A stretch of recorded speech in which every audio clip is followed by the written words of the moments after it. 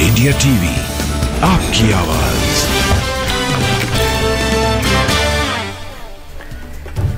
हरियाणा के नूंह में तनाव वाले हालात। हिंदू संगठनों के ब्रजमंडल यात्रा के ऐलान को देखते हुए सुरक्षा कड़ी। पूरे जिले में धारा 144 लागू। जिला प्रशासन ने ब्रजमंडल यात्रा को नहीं दी है इजाजत। नल्हड़ महादेव मंदिर की सुरक्षा बढ़ाई गई। नूंह में मोबाइल इंटरनेट सेवा और बल्क एसएमएस पर भी रोक। स्कूल, कॉलेज और बैंक बंद। 31 जुलाई को हिंसा को देखते हुए एहतियातन फैसला। नूंह जिले की सीमाओं को किया गया सील। बॉर्डर पर हरियाणा पुलिस के साथ अर्धसैनिक बलों की तैनाती। जिले में सुरक्षा बलों की 30 कंपनियां तैनात। हरियाणा पुलिस आसपास के 5 राज्यों की पुलिस अधिकारियों के साथ लगातार संपर्क में। बाहरी लोगों के हरियाणा में दाखिल होने की इजाजत नहीं। नूंह जिले में चप्पे चप्पे पर पुलिस की नजर। ड्रोन की मदद से किया जा रहा है सर्विलांस। नूंह के एसडीएम का लोगों से ये कहना है अपील के जरिए कि जिले में धारा 144 लागू है, इसलिए मूवमेंट ना करें, अपने अपने क्षेत्रों में ही रहें। एसडीएम अश्विनी कुमार ने चेताया, शोभा यात्रा में भाग लेने संबंधी भ्रामक प्रचार करने पर होगी कार्रवाई। वीएचपी का ब्रजमंडल यात्रा को लेकर गुरुग्राम में भी सुरक्षा के लिहाज से इंतजाम कड़ा। जामा मस्जिद पर पुलिस की तैनाती बढ़ा दी गई। राजस्थान के भरतपुर में भी पुलिस ने सुरक्षा व्यवस्था बढ़ाई। मेवात इलाके में अलर्ट मोड पर प्रशासन।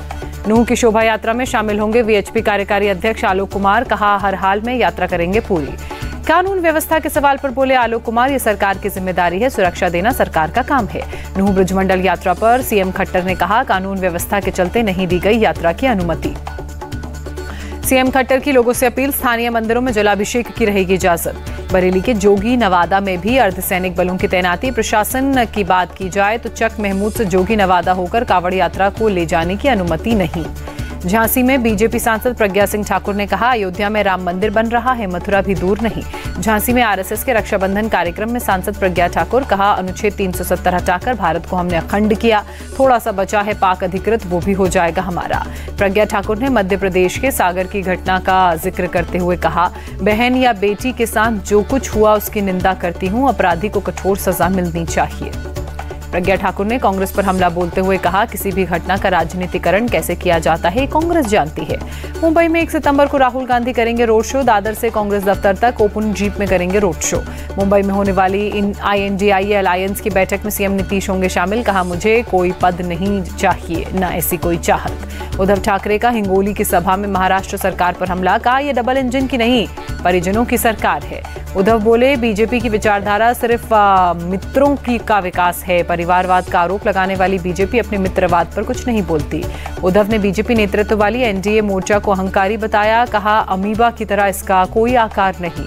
महाराष्ट्र के बीड में रैली के दौरान अजीत पवार ने बड़ा बयान देते हुए कहा, राजनीति में कोई किसी का ना हमेशा दुश्मन रहता है और ना ही दोस्त। तेलंगाना में गृहमंत्री अमित शाह का कांग्रेस, बीआरएस और ओवैसी की पार्टी पर हमला। कहा, इस बार तेलंगाना में नहीं आएंगी, इस बार कमल की बारी है। कांग्रेस चीफ मल्लिकार्जुन खड़गे को अमित शाह ने दिया करारा जवाब। कहा, केसीआर और ओवैसी से कभी हाथ नहीं मिलाएंगे। अमित शाह बोले, केटीआर को सीएम बनाना चाहते हैं केसीआर, लेकिन इस बार तेलंगाना में बीजेपी का बनेगा मुख्यमंत्री। लाडली बहना योजना कार्यक्रम में मुख्यमंत्री शिवराज सिंह चौहान ने किया ऐलान। बड़े पदों पर 35% बेटियों की भर्ती होगी। मध्य प्रदेश की महिलाओं से सीएम शिवराज का वादा, शिक्षकों में 50% भर्ती बहनों की होगी। अगले साल से जिन इलाकों में 50% महिलाएं नहीं चाहेंगी, वहां शराब की दुकानें नहीं खुलेंगी, सीएम शिवराज का ऐलान। कांग्रेस अध्यक्ष मल्लिकार्जुन खड़गे का बीजेपी पर हमला। कहा, बीजेपी ने मध्य प्रदेश को दलितों पर अत्याचार की प्रयोगशाला बनाया। बीजेपी नेता शहनवाज हुसैन का दावा, बिहार की सभी लोकसभा की 40 सीटें एनडीए जीतेगी। सीएम स्टालिन पर भड़के तमिलनाडु बीजेपी के लीडर के अन्नामलाई। कहा, डीएमके भ्रष्टाचार का अड्डा है। गुलाम नबी आजाद का बयान, अगर जम्मू कश्मीर में हमारी पार्टी सत्ता में आती है तो टूरिज्म पर करेंगे फोकस। अगले साल ब्राजील में होगा G20 समिट। भारत ने ब्राजील को सौंपी B20 की अध्यक्षता। G20 शिखर सम्मेलन में हिस्सा लेने दिल्ली आएंगे बांग्लादेश की पीएम शेख हसीना। पीएम मोदी के साथ द्विपक्षीय बैठक भी संभव। आयुष्मान भारत योजना के अंतर्गत 60 करोड़ लोगों को लाभ देना मकसद। आयुष्मान भारत ऐप के जरिए बना सकते हैं कार्ड। स्वास्थ्य मंत्री मनसुख मांडविया का बयान। हरिद्वार में बीजेपी प्रदेश कोर कमेटी की बैठक। राष्ट्रीय अध्यक्ष जेपी नड्डा, सीएम धामी हुए बैठक में शामिल। हरिद्वार के देव संस्कृति विश्वविद्यालय में बोले नड्डा, चंद्रयान 3 की सफलता पूरे देश के लिए गर्व। जेपी नड्डा ने कहा, पीएम मोदी की विचारधारा विकास के साथ विरासत को भी संरक्षित करने की है। नागपुर में एकलव्य एकल विद्यालय शिक्षक और पर्यवेक्षक का प्रशिक्षण प्रोग्राम आयोजित। इंडिया टीवी के editor in chief Rajat Sharma कार्यक्रम में हुए शामिल। कार्यक्रम के दौरान रजत जी ने अपने जीवन का अनुभव साझा करते हुए आदिवासी बच्चों तक शिक्षा पहुंचाने के काम में जुटे लोगों का शुक्रिया अदा किया। महाराष्ट्र के अहमदनगर में 4 दलित युवकों की पेड़ से उल्टा लटकाकर बेरहमी से पिटाई, बकरी और कबूतर चोरी के आरोप में 6 लोगों ने वारदात को दिया अंजाम। वीडियो सामने आने के बाद पुलिस ने 2 आरोपियों को गिरफ्तार किया, 5 फरार, पूरे मामले में जांच जारी। अहमदनगर की घटना पर बोले कांग्रेस नेता नाना पटोले, बीजेपी ने पहले हिंदू मुसलमान को लड़ाया, अब हिंदू दलितों को लड़ा रही है। बंगाल के उत्तर 24 परगना जिले में अवैध पटाखा फैक्ट्री में विस्फोट, 8 लोगों की मौत। पश्चिम बंगाल के राज्यपाल सीवी आनंद बोस ने दत्तापुकुर में विस्फोट स्थल का दौरा किया, मौके पर मौजूद अधिकारियों से हालात का जायजा लिया। पटाखा फैक्ट्री में विस्फोट पर बोले बीजेपी नेता सुकांत मजूमदार, सीएम ममता बनर्जी पूरे बंगाल को बारूद पर रखी हुई हैं। बंगाल बीजेपी अध्यक्ष सुकांता मजूमदार की गृहमंत्री अमित शाह को चिट्ठी, दत्तापुकुर विस्फोट घटना की जांच एनआईए से कराने की मांग की। विस्फोट पर विपक्षी नेता सुवेंदु अधिकारी का बयान, सीएम ममता चोरों को बचाने में व्यस्त हैं। कांग्रेस नेता अधीर रंजन चौधरी का बयान, बंगाल में चल रहा बारूद का अवैध कारोबार ममता सरकार की विफलता। गाजियाबाद में पूर्व पार्षद खलील अहमद ने कब्जाई करोड़ों की जमीन, मस्जिद के साथ बनाया मदरसा और दुकानें, केस दर्ज कर नोटिस जारी। खलील अहमद की सफाई, सिर्फ 750 गज उनकी जमीन है, बाकी उनकी नहीं है, नगर निगम जब चाहे कब्जा करे। मुरादाबाद में सलमान नाम के युवक ने गौवंश की हत्या कर शाकिर को फंसाया, पुलिस पूछताछ में हुआ खुलासा, आरोपी गिरफ्तार। मुंबई के सांता क्रूज इलाके में गैलेक्सी होटल में लगी आग, 3 लोगों की मौत, 2 गंभीर रूप से घायल।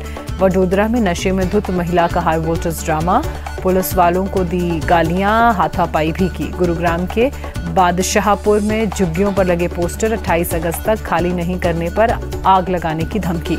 दौसा के बांदी कुई में गुर्जर गौरव यात्रा निकाली गई, बड़े पैमाने पर गुर्जर समाज के लोग शामिल हुए। पटना में युवक की गोली मारकर हत्या, गाय घाट से जल लेकर पूजा करने जा रहा था शख्स, रास्ते में बदमाशों ने वारदात को दिया अंजाम। वारदात से स्थानीय लोगों में आक्रोश, सड़क पर लगाया जाम, हत्यारे को जल्द गिरफ्तार करने की मांग। छत्तीसगढ़ के दंतेवाड़ा में पुलिस ने एक माओवादी को गिरफ्तार किया, 3 बम और विस्फोटक बरामद। राजस्थान के चूरू में युवक की पिटाई करने वाले 4 गिरफ्तार, शराब की अवैध दुकान के खिलाफ अभियान चलाने को लेकर पिटाई की। उदयपुर में अवैध निर्माण पर प्रशासन का एक्शन, बुलडोजर चलाकर ध्वस्त किया। राजस्थान के भरतपुर में हिस्ट्री शीटर अजय झामरी का मर्डर, बाइक सवार बदमाशों ने मारी 3 गोली। जालंधर के फिल्लौर में हादसा, पुराने पेट्रोल पंप की बिल्डिंग तोड़ते वक्त 2 मजदूरों की मौत हुई। केरल के कोचीन एयरपोर्ट पर यात्री ने 90 लाख रुपए का सोना बरामद किया, कैप्सूल आकार में पेस्ट बनाकर छिपाया था सोना। बिहार के मुजफ्फरपुर में बागमती नदी पर बना बांध टूटा, दर्जनों गांव में घुसा पानी, कई इलाकों का मुख्यालय से संपर्क कटा। घरों में पानी घुसने से लोग ऊंची जगहों पर पलायन को मजबूर। सीतामढ़ी से गुजरने वाली नदियां खतरे के निशान के पार, कई इलाकों में बाढ़ जैसे हालात। सड़क पर 3 फीट तक बह रहा पानी, लोगों को आने जाने में हो रही परेशानी। असम के डिब्रूगढ़ में तेज बारिश से बढ़ा ब्रह्मपुत्र नदी का जलस्तर, आसपास के इलाकों में भरा पानी। पाकिस्तानी डॉक्टर को अमेरिका में 18 साल की सजा, आतंकी ग्रुप आईएसआईएस की मदद की थी। रोमानिया में गैस स्टेशन पर ब्लास्ट, हादसे में एक व्यक्ति की मौत, 50 घायल। एक के बाद एक लगातार 2 विस्फोट हुए, आग से आसपास के कई घर और वाहनों को नुकसान, एहतियातन इलाके को कराया गया खाली। लंदन के नॉटिंग हिल में एनुअल स्ट्रीट कार्निवल का आयोजन, बड़ी संख्या में शामिल होकर लोगों ने जश्न मनाया। भारत के star javelin thrower Neeraj Chopra ने रचा इतिहास, बुडापेस्ट में आयोजित विश्व एथलेटिक्स चैंपियनशिप में जीता gold medal. World athletics championship के इतिहास में पहली बार भारत को मिला गोल्ड मेडल, पिछले सीजन में नीरज ने सिल्वर मेडल जीता था। जैवलिन थ्रो इवेंट के फाइनल मुकाबले में नीरज ने अपने दूसरे प्रयास में 88.17 मीटर का लंबा भाला फेंका और इसी प्रयास में उन्हें मिला गोल्ड मेडल। नीरज चोपड़ा को पीएम मोदी ने दी बधाई, ट्वीट कर लिखा, पूरे खेल जगत को उत्कृष्ट बनाता है उनका समर्पण और जुनून। फाइनल इवेंट में नीरज चोपड़ा को पाकिस्तानी प्रतिद्वंदी अरशद नदीम से मिली कठिन चुनौती। अरशद नदीम ने 87.82 मीटर फेंका भाला। नीरज का पहला थ्रो फाउल रहा, तीसरे अटेम्प्ट में 86.32 मीटर और 5वें अटेम्प्ट में 87.73 मीटर स्कोर किया। जैवलिन थ्रो इवेंट के फाइनल में भारत के किशोर जेना और डीपी मनु ने भी जोर लगाया। किशोर जेना 5वें और डीपी मनु 6ठे नंबर पर रहे। वर्ल्ड एथलेटिक्स चैंपियन बनने पर नीरज चोपड़ा ने खुशी जाहिर की, कहा यही कंपटीशन था जिसमें गोल्ड बाकी था। नीरज चोपड़ा ने अगले मैच के लिए तैयारियों का जिक्र किया, कहा अब अगला निशाना पेरिस ओलंपिक है। नीरज चोपड़ा ने पाकिस्तान के अरशद नदीम को फोटो के लिए बुलाकर जीत लिया दिल, नदीम से हाथ मिलाया और गले भी लगाया। पानीपत में नीरज के घर पर जश्न का माहौल, लोगों ने लगाए वंदे मातरम और भारत माता की जय के नारे। पानीपत में नीरज चोपड़ा के घर पर पहुंचे लोगों ने जीत को सेलिब्रेट किया, एक दूसरे को लड्डू खिलाकर बधाई दी। गोल्ड जीतने पर नीरज के पिता सतीश कुमार ने खुशी जताई, कहा यह पूरे देश की जीत है, नीरज उम्मीदों पर खरे उतरे हैं। ऐतिहासिक जीत से नीरज के गांव में खुशी का माहौल, लोगों ने कहा देश का सपना पूरा हो गया। खेल मंत्री अनुराग ठाकुर ने नीरज चोपड़ा को जीत की बधाई दी, कहा नीरज की कामयाबी पर देश को गर्व है। नीरज की ऐतिहासिक जीत पर लगा बधाइयों का तांता। भारतीय सेना के सूबेदार नीरज चोपड़ा को गोल्ड जीतने पर भारतीय सेना ने दी बधाई। विश्व एथलेटिक्स चैंपियनशिप में महिलाओं की 3000 मीटर स्टीपल चेज में भारत की पारुल चौधरी मेडल से चूकी। पेरिस ओलंपिक के लिए किया क्वालिफाई। विश्व एथलेटिक्स चैंपियनशिप में भारतीय mains 4x400 relay team medal से चूकी। भारतीय टीम 5वें स्थान पर रही। एशियन गेम्स में वीवीएस लक्ष्मण टीम इंडिया के हेड कोच होंगे। ऋषिकेश कानिटकर को महिला टीम का चीफ कोच बनाया गया। एशियन गेम्स के लिए भारतीय महिला फुटबॉल टीम का ऐलान, तीसरी बार हिस्सा लेगी टीम। एशियन गेम्स के लिए भारतीय मेंस फुटबॉल टीम का भी ऐलान। 3 सीनियर प्लेयर्स सुनील छेत्री, संदेश झिंगन और गुरप्रीत सिंह संधू स्क्वाड का होंगे हिस्सा। महिला हॉकी टीम की लगातार तीसरी जीत। थाईलैंड को भारतीय महिला हॉकी टीम ने 5-4 से हराया। उज्जैन के श्री महाकालेश्वर मंदिर में की गई भस्म आरती। सावन के आखिरी सोमवार के मौके पर भक्तों में उत्साह। उत्तर प्रदेश के गोरखपुर में सावन के आखिरी सोमवार के मौके पर पूजा अर्चना, मंदिरों में दिखी भारी भीड़।